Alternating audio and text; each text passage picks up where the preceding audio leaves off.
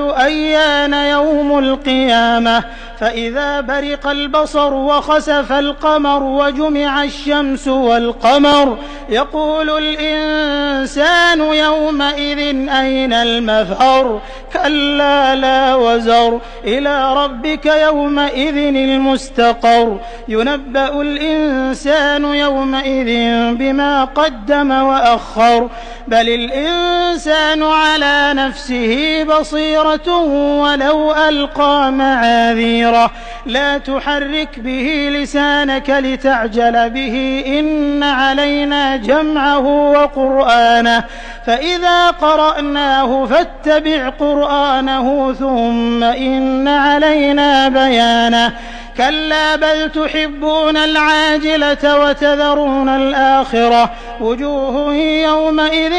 ناظرة إلى ربها ناظرة